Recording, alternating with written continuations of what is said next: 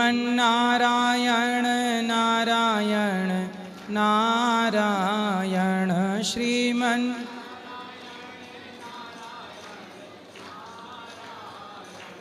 भजमन नारायण नारायण नारायण।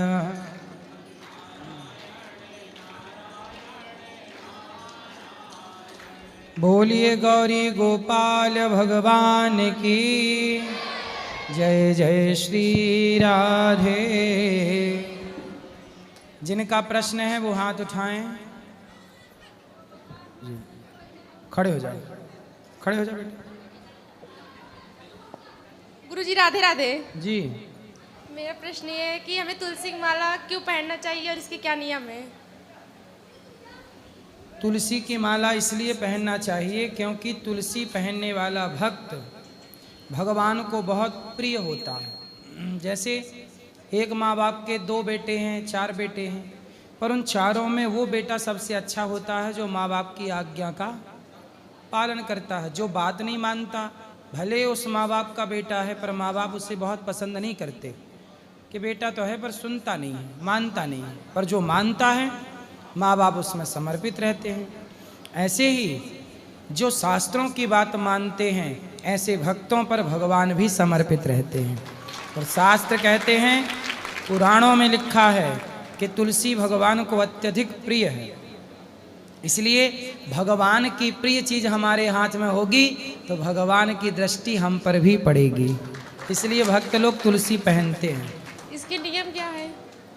तुलसी पहनने वाले को सदा अच्छे रास्ते पर चलना चाहिए, सबका भला करना चाहिए। निंदा चुगली झूठ कपट, तुलसी माला पहनो या मत पहनो, झूठ कपट तो किसी को नहीं रखना चाहिए। मांस मदिरा का सेवन नहीं करना चाहिए। बाकी सब ठीक है। ठीक है। राधे राधे गुरुजी। महात्मा जी आप आ जाइए यहाँ। जय जय श्री राधे गुरुजी जी। हमारा एक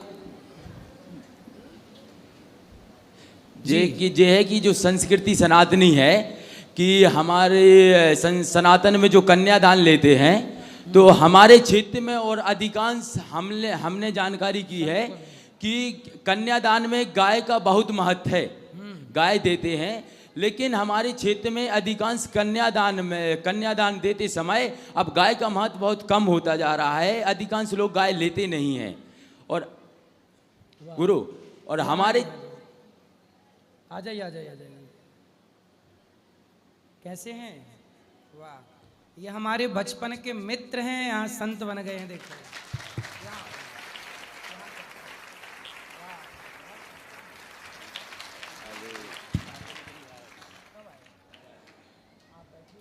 जी। तो हमारी जो संस्कृति में हमारे क्षेत्र में अधिकांश जो है सागर, मध्य प्रदेश के सागर जिले से जी, कि वहाँ पे गाय माता की अच्छी नस्ल ना होने के कारण आदमी स्वार्थ लालच के चक्कर में वो गाय ज्यों के त्यों रहने देते हैं, कोई अपने घर नहीं ले जाता है। तो हमारा और हमारे 4-5 दोस्तों का जे एक विचार आया मन में कि यहाँ पर हम लोगों ने देखा कि अच्छी नस्ल की गाय हैं, तो यहाँ से कुछ गाय लेके वहाँ जैसे हम लोग सामूहिक विवाह करके हम लोगों के विचार है और दहेज कम देके उन्हें एक अच्छी नस्ल का गाय दें। सही है। तो जिससे पहले के जमाने में बेटी का विवाह होता था तो पिता गौदान भी करता था। गौदान विवाह में करना ही चाहिए। बेटी को गौदान करने से गौदान करने का पूरा फल प्राप्त होता है। अब आजकल पिता बेटी के लिए गौदान नहीं करते। कुछ जगह तो कुत्तों का दान होने लगा। बेटी के संग कुत्ता जाएगा। कुछ लोगों के यहाँ गौदान की परंपरा थी, अब कुछ लोग कुत्ता की ओर आ गए। आप बहुत अच्छा विचार रख रहे हैं और आप सेवा करना गौ माता की और गाय के प्रति ये भाव आपका सराहनीय है। खुश बिल्कुल गुरु कहते हैं। एक और गुरु प्रश्न है कि जैसे भगवान श्री कृष्ण और भगवान ने जैसे अर्जुन को ताकत बताने के लिए विराट रूप लिया था, भगवान विष्णु ने भी विराट रूप लिया। किसी आज से 200 वर्ष पहले किसी व्यक्ति ने क्या विराट रूप लिया है क्या महाराज जी? भगवान के सिवा कोई विराट रूप कैसे ले सकता है? हाँ, तो महाराज जी ये क्वेश्चन है कि जो नागपुर में एक ताजुद्दीन है कोई, वहाँ पे उस हमने जो ज्ञात किया, गूगल से हर जगह जांच किया है कि तकरीबन उनका जन्म 150 साल पहले हुआ था। वहाँ के लोगों को उन्होंने अच्छा काम किया हो ये तो नहीं कह सकते, लेकिन वहाँ पे वो फोटो जड़ित किए हैं कि भगवान श्री कृष्ण और भगवान विष्णु का विराट रूप पीछे करके, और वहाँ पे विष्णु की फोटो हटाकर उन्होंने उस ताजुद्दीन की फोटो को लगा दिया है और वहाँ पर भगवान का अपमानित करते हैं। तो हमारे इधर हमने ये मुद्दा भी उठाया कि ये कानूनी रूप से तो कैसा भी हो, लेकिन हमारे सनातनी के हिसाब से हम लोगों को बहुत ठेस का काम है। सही है। तो वहाँ पे जो हमने मुद्दा उठा के सही किया कि गलत किया? सही है। भगवान का अपमान कभी किसी के द्वारा किसी भी स्थिति पर नहीं होना चाहिए। और लोगों ने हमें बताया कि तुम पर्सनल किसी से बुराई ना लो। हमने कहा कि चाहे हमारी ज़िंदगी अधूरी हो जाए, लेकिन जब तक अगर हमारा विचार जागा है, अगर भगवान ने हमें जन्म दिया तो है। वहाँ जो फोटो लगाए हैं तो उसकी कोई पूजा भी करता है? हाँ, वो पूजा करते हैं, बताते हैं कि इन्होंने अच्छा काम किया है सबके लिए। हमने कहा तो इतना अच्छा, ठीक है, कोई व्यक्ति अच्छा काम करता है उसका सम्मान जरूर होना चाहिए। हाँ। लेकिन वो व्यक्ति भगवान नहीं हो सकता। भगवान अपनी शक्तियाँ किसी को दे के अपना ही काम कराते हैं, पर व्यक्ति भगवान नहीं होता। भगवान का हम लोग मीराबाई को भगवान का भक्त कहते हैं, सूरदास, तुलसीदास, ये सब इतने बड़े बड़े चमत्कारी संत थे, लेकिन इनको सबको हम लोग भक्तों की श्रेणी में रखते हैं। तो भक्तों की श्रेणी में रखो और सम्मान करो, भगवान की श्रेणी में नहीं। यही बात हमने उनसे कही थी कि आप इस फोटो को, हमारे भगवान को आप पीछे से हटा दो। आपको पूजना है, आपको मानना है, आप पूर्ण रूप से कर सकते हो। विचार अच्छा है आपका। जय श्री राधे। गुरुजी, हमारे जिला सागर जिले से सबकी तरफ से राधे राधे। राधे राधे। और किसका सवाल? गुरुदेव भगवान, आपके चरणों में प्रणाम जी। मेरा क्वेश्चन ये है कि जैसे शरीर आज छूटा है द्वितीय तिथि को और अंतिम संस्कार तृतीय में हुआ है, तो उनका श्राद्ध किस दिन करना चाहिए? तृतीया तिथि में हुआ अंतिम क्रिया हाँ तो जी। तृतीया में करो। चतुर्थी के हुआ अंतिम संस्कार तो चतुर्थी को मानो। अच्छा, मतलब जिस दिन अंतिम संस्कार होता कुछ लोग मृत्यु की तिथि लेके चलते हैं, कुछ जी। लोग अंतिम क्रिया की तिथि लेकर अंतिम संस्कार की। जी जी तो अंतिम संस्कार की ही तिथि सर्वमान्य है। जी। हाँ, क्योंकि मैं रहती हूँ उत्तराखंड, तो उत्तराखंड के जो लोग हैं पंडित वहाँ के, वो कहते हैं कि जिस समय प्राण निकल गए वो, और हमारे इधर माना जाता है यूपी में पंच तत्वों में लीन होने पे। दोनों परंपराएं अपनी जगह सही हैं, पर जी। जो आखिरी निर्णय है जी जी वो अंतिम निर्णय ये है कि चिता पे जलने की तिथि को अंतिम तिथि माना जाएगा। जी जी, धन्यवाद गुरु। राधे राधे गुरु जी।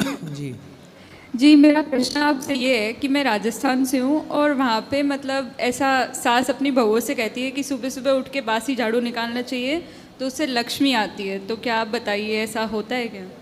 मतलब सवेरे उठ के झाड़ू लगाना चाहिए? हाँ, मतलब सुबह उठते ही सबसे पहले झाड़ू लगाओ। हाँ, तो झाड़ू को भी हमारे यहाँ लक्ष्मी माना जाता है। जी बिल्कुल। इसलिए हमारे यहाँ धनतेरस को झाड़ू खरीदने की परंपरा है, क्योंकि झाड़ू में लक्ष्मी का वास होता है। तो घर की लक्ष्मी जो है झाड़ू, वो झाड़ू रूपी लक्ष्मी, वो घर में फैले कचरा रूपी अलक्ष्मी को विदा करती है, तब घर में लक्ष्मी टिकेगी। बात सही है, सवेरे सवेरे झाड़ू लगाना सही है, कोई बुराई नहीं है। नहीं, लक्ष्मी आती है, ये बात सही है। हाँ, तो आप लक्ष्मी तो आती है जब घर साफ सुथरा होगा, जहाँ सफाई होगी, विचारों की शुद्धता होगी, लक्ष्मी वहीं तो रहेगी। अच्छा, आप लगाते हो कि नहीं झाड़ू? मम्मी लगाती है हमारी। आप नहीं साथ देती हो मम्मी का? कभी हम भी दे देते हैं। तो मम्मी है कि मैया है? मम्मी है, मैया है, आप जो कह रही है।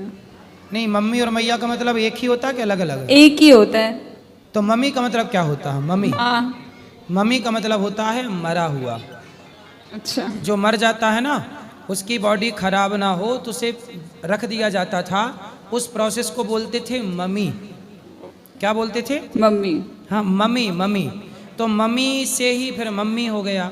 इसलिए भारतीय जो परंपराएं हैं, संस्कार हैं, यहाँ मम्मी शब्द कहीं नहीं है। हमारे यहाँ माँ शब्द है, मैया, माँ। तो आपकी माँ जिंदा है, जी बिल्कुल। तो उसे जिंदा को मम्मी क्यों बनाना है? बिल्कुल। मम्मी तो मुर्दा होती है, सही है ना? बिल्कुल। तो वो मम्मी नहीं है, वो क्या है? माँ है। माँ। सीधा सबको बोलना कि मम्मी बोलना रॉन्ग है। माँ बोलना गुड है, सही है, राइट है। जय श्री राधे गुरु। और कुछ सवाल? नहीं गुरु जी।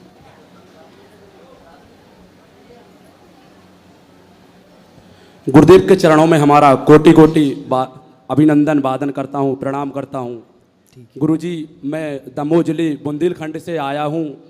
मेरा ये प्रश्न है गुरुजी, मैं पूजा पाठ भक्ति भाव भगवान का स्मरण करता हूँ, पूजा करता हूँ, बिहारी जी और राधा रानी को सर्वस्व मानता हूँ जी, लेकिन फिर भी मुझे क्रोध आता है गुरुजी, पता नहीं क्यों। मैं यही पे- सोचता रहता हूँ कि क्रोध किस क्यों पे आता क्रोध है। आता है? किस पे? ऑटोमेटिक पता ही नहीं चलता, एकदम से मतलब टेंशन बन जाता है मुझे, वो चिल्लाने लगता हूँ मैं। किस पर चिल्लाते हो? अगर कोई जैसे सिस्टर बोली, मम्मी पापा, कोई भी अगर अदरवाइज कोई भी बोल रहा तो एकदम से मुझे। पड़ोसियों को नहीं चिल्लाते? जी, पड़ोसियों को मतलब पड़ोसियों को एकदम से अगर मैं टेंशन में रहता हूँ, अगर कोई कोई बोल देता तो गुस्सा आ जाती बहुत ज्यादा। तो जैसा माँ बाप को, पत्नी को, बच्चों को बोलते हो वैसे ही पड़ोसियों को भी बोलते हो कि नहीं? बोलते हैं, लेकिन फिर भी मैं यही सोचता रहता हूँ, मैं बिहारी जी को सब कुछ मानता हूँ, राधा रानी को सब कुछ मांगता हूँ, राधा जीवन किशोरी जी के नाम कर दिया हूँ, इतनी कुछ भक्ति काम करता करते हूँ। हो? जी कुछ काम करते हो? जी गुरु जी, क्या? काम कर सेल्समैनी का काम करता हूँ, किराना दुकान लेके सामान सेल करता हूँ। कितना कमा लेते हो महीने का? महीने का 15-20 हज़ार रुपये गुरु जी।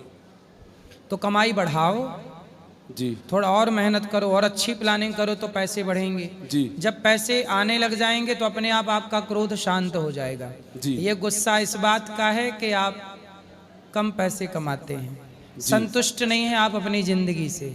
यदि आप अपने कमाई यदि 15,000 भी कमाते हैं और आप इसमें संतुष्ट हो जाएं तो 15,000 में ही सब कुछ हो सकता है। संतुष्टि चाहिए।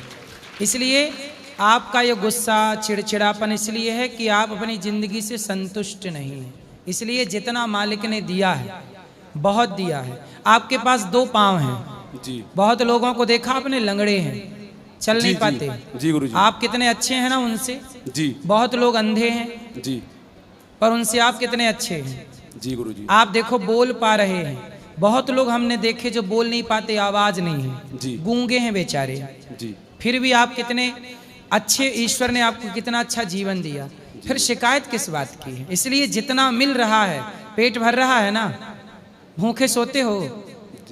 आप बताओ, आप भूखे सोते हो कि खा पी के सोते हो? खा पी के सोचे थे गुरु जी। मतलब कोई दिन ऐसा तो नहीं आता कि भूखा सोना पड़े। नहीं गुरु तो जी। ईश्वर ने ये दिन नहीं दिया ना कि भूखा सोना पड़े। जी पर इस गुरु जी। देश में बहुत लोग ऐसे हैं जो बेचारे चाह के भी कुछ नहीं खा सकते और भूखा सोने के लिए मजबूर हैं। जी गुरु जी। ऐसा सही है कि गलत है? सही है गुरु जी।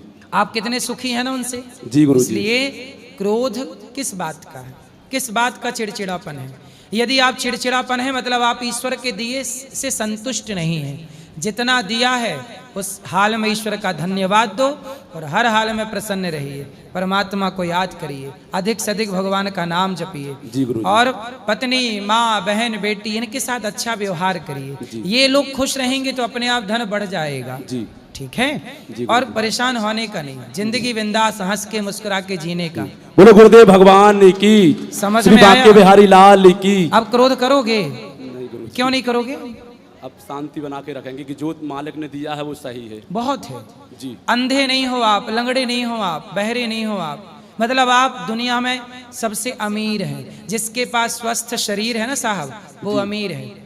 वरना बीमार शरीर पाके तुम क्या करोगे? पैसों का सारा पैसा उसे स्वस्थ करने में खर्च कर दोगे। जी गुरु जी। इसलिए निरोगी काया सबसे बड़ा धन है और वो ईश्वर ने आपको दिया है। और ईश्वर का धन्यवाद। राधे राधे गुरु जी। गुरुजी, आपके श्री चरणों में कोटि कोटि प्रणाम। जी गुरुजी, मैं दमोह जबलपुर जिले मझौली से आई हूँ। मझौली? हम तो जी। मझौली पढ़ने जाते थे। जी गुरुजी। मैं पकड़ लूँ क्या? हाँ पकड़ लो। गुरुजी, मेरे पति 15 साल पहले ख़त्म हो गए थे। 2 बच्चे हैं, छोटे छोटे थे, अब बड़े हो चुके हैं। तो उनका सिर्फ 13 और बरछी हुई थी, इसके अलावा कुछ भी नहीं हुआ। किसका? पति का? जी 13वीं और बरसी हो गई। जी जी। ठीक है, और क्या चाहिए? तो कहते हैं पितृदान वगैरह करना चाहिए। नहीं आपका तो बेटा बड़ा कितना साल का है? 20 साल का होगा। तो बेटे से ना पिंडदान करा दीजिएगा, श्राद्ध कर्म करा दीजिएगा जो भी हैं, जी गुरुजी। और जो करा सको। दादाजी हैं बच्चों के, मतलब आपके नहीं, ससुर? दादाजी नहीं है। तो करा दो, उनके नाम से भागवत जी का पाठ करा सकते हैं। जी जी जी गुरुजी, आप राधे राधे। जी जी। गुरुजी राधे राधे। गुरुजी को कोटि कोटि प्रणाम। बोलो बोलो वहीं से। गुरुजी मुझे आपसे एक प्रश्न है जी। आज मैं जो यहाँ पे खड़ा हूँ एक लड़की के बदौलत खड़ा हूँ मैं। किसकी बदौलत? एक लड़की के बदौलत लड़की? जी, जिससे मैं प्रेम करता हूँ अच्छा 2 साल से। ठीक है। जी गुरुजी, वरना मैं तो गुरुजी आपकी प्रेमिका आपको यहाँ लेके आ गई? लेके नहीं आई है, मैं खुद आया हूँ। ठीक है। नहीं आपने कहा ना उसकी बदौलत खड़ा हूँ। उसके रास्ते पे चला, मतलब उसने मेरे को बहुत अलग बना दिया। पहले मैं ऐसा नहीं था, मैं मूवीज वगैरह देखना, इधर उधर बैठना वगैरह बहुत, और आज मैं उसकी बदौलत आया हूँ। तो अब मैं उसको छोड़ना नहीं चाहता हूँ। तो कौन बोल रहा है छोड़ने का? उसके घर वाले राजी नहीं हो रहे शादी करने के लिए। फिर वो लड़की क्या कह रही है? वो करना चाहती है लेकिन उसके घर वाले राजी नहीं है। वो जाति समाज को लेके आते हैं बीच में। कभी कहते हैं कि ये दूसरी जाति का है, ये दूसरी जाति का है। तो आपकी जाति क्या है? मेरी जाति वाल्मीकि है। और लड़की की? जायसवाल। तो लड़की के परिवार के लोग तैयार नहीं हैं? उसके परिवार वाले तैयार नहीं है। तैयार होते हैं तो उसको धमकी देते हैं। और आपके माता पिता तैयार हैं? मेरे घर वाले तैयार हैं। उसके घर वाले तैयार होते हैं तो कहते हैं कि अगर तू इसके साथ जाएगी तो यहाँ पे मत आ जाना, हमारे लिए तू मर गए, इस घर में मत आ जाना बिल्कुल भी। कौन? लड़की के माता पिता? लड़की के माता पिता। तो अब आप लोग जब देखो लड़की के माँ बाप तैयार नहीं हैं, आप तैयार हैं और लड़की तैयार है, अब आप ही बताओ किस परिस्थिति में आपकी बेटी होती।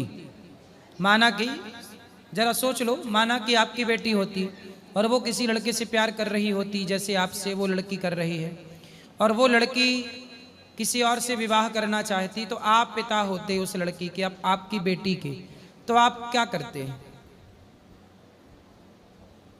आप करा देता हैं? मैं करा देता। करा देते हैं। प्रेमानंद महाराज जी गुरुदेव जी हैं जो उन्होंने सवाल बताए थे कि जिस लड़के से एक बार प्रेम कर लिया उसको कभी छोड़ना नहीं चाहिए। तो मैं तो उनके कहे पे चल रहा हूँ।